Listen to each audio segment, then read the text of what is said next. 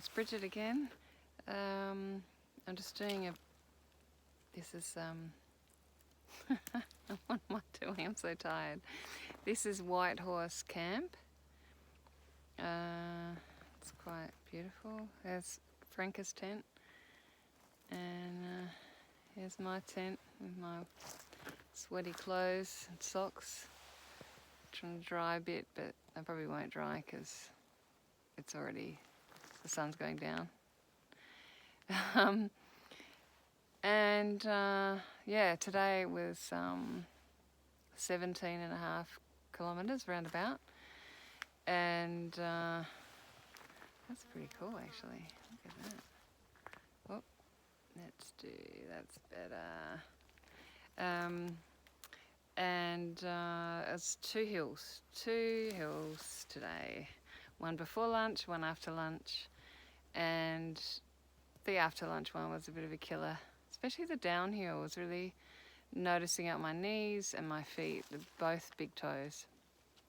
But hey, that's the challenge of walking with the big pack. I think we've just added a few kilos of food as well, and we've got the tents back obviously because we figured out that it was so cold because we were in the cabins, and in the tent you actually create warmth in the tent and it's kind of insulating, I guess. And so I'm going to try it out tonight, but it's only going to be, I think it's only going to get down to about 6. Obviously that's in the town. So anyway, I've got also the other reason my pack's heavy today is I've got extra thick clothing. I grabbed a few extra warm things, and I've got a new sleeping bag liner with a hood because my pillow kept slipping off my mattress.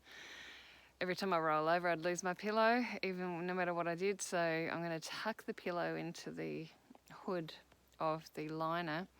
Plus my other silk liner only come kind of up to my armpits, and the new one is longer, so it should come over my shoulders, and then I've got room to put it over my cushion, my pillow, my inflatable pillow.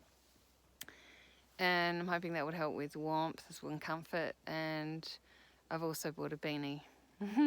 I have a hat that's really warm with the peak on it, which is great for walking when it's cold but sunny.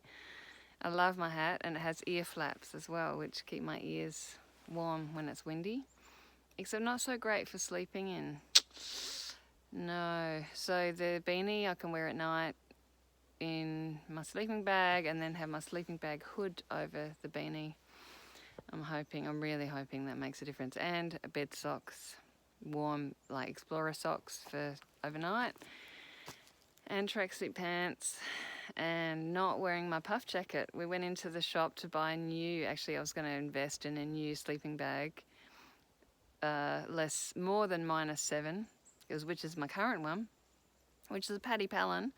You would think it would be pretty good, and it was fine on Cradle Mountain in the snow and everything. So I couldn't work it out. And the other night it was 4 degrees, something like that, and I was so cold. And I was like, what am I doing? What's going on? I ended up getting up during the night and putting more clothes on, including this down jacket. And the woman in the shop, we were looking at sleeping bags, and she said, I told her what happened. She said, oh, you're insulating yourself. And so because you've got your down jacket on inside the sleeping bag, your body heat cannot reach the bag, and so the bag stays cold. And I went, that makes sense. So if I need extra warmth, I'll have the down jacket on the outside of my sleeping bag. Yeah. So I'm going to try that. Plus I'm going to fluff it up big time before I get in, and do some star jumps before I go into bed. And hopefully I have a warm night. But last night we stayed in Boddington, which is a town nearby, about half an hour from the last camp, which we didn't stay at because we decided after 10 days we wanted to have a shower, attend to some self-care. I washed my hair, which is amazing, had a lovely hot shower, and a warm bed, and that was really welcome. I had a good sleep because of the last 2 nights before that I hadn't really I'd been so cold, I'd been awake a lot during the night and I felt very, very tired. So it's good to have a break, and we had a steak for dinner, steak and veg. It was very nice. A couple of beers, helps with sleeping. And yeah, just hanging out, staying up a bit later. I stayed up till 10 o'clock instead of 6:30 or 7. And yeah, got to upload some videos because I had internet and power. I could charge my phone. Yep, so they're all up on my YouTube video. This one will be soon as well, but not until I get to another town. Yeah, so if you want to look at them, there's more videos from me about the trek and Bibbulmun Track, and my insights and observations around connecting it to non-violent communication. So yeah, what am I today? It was just about really being replenished and refreshed after having good sleep, and attending to self-care, and yeah, meeting my needs for comfort and warmth and shelter, food, nourishment. Oh, and I had an amazing breakfast. I actually was going to have breakfast at the pub, and I figured it was going to be, well, they said it was going to be baked beans and bacon and eggs, and they told me that the cafe across the road, which looked really yummy, looked interesting, the Black Sheep Cafe in the main street of Boddington, wasn't open until 8, and we were leaving, planning to leave at 8. So I was like, oh damn, I'll just have breakfast in the pub. But actually, at 6:30, I wandered over there just to see what time they opened, because I thought maybe I can get a takeaway coffee before we leave.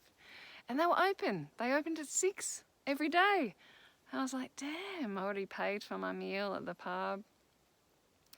So I kind of went in, said hello, and said, oh, look, and they had an open fire. Oh my God, it was just a roaring, beautiful open fire, couches by the fire, big coffee machine. Oh, it was like my heaven of a cafe. So I went out, I said, oh, well, I'll go to the pub for breakfast. And I walked across the road, and then I just went, no, life's too short. Life's way too short to eat breakfast at the pub in Boddington. So I went back, and I had the most amazing breakfast, which was so nourishing and delicious, by the fire, by myself, with a gorgeous coffee. Because the woman who runs the place just happened to be a pastry chef, as you do, in the back of nowhere. So she came out of the back of the kitchen with a tray of freshly baked, homemade croissant. So, of course, I had to have a croissant and homemade pesto and bacon. And that was my beautiful breakfast. So I'm very grateful for that. It really met my needs for joy and variety and, I don't know, nourishment, deliciousness. Yeah, we had a great chat as well about Boddington and the area and about the Bibbulmun Track, and I think I might have inspired her to do it, to have a go at hiking. So anyway, that's me. That's a lot of minutes. Hope you enjoyed it, and I'll talk to you again soon.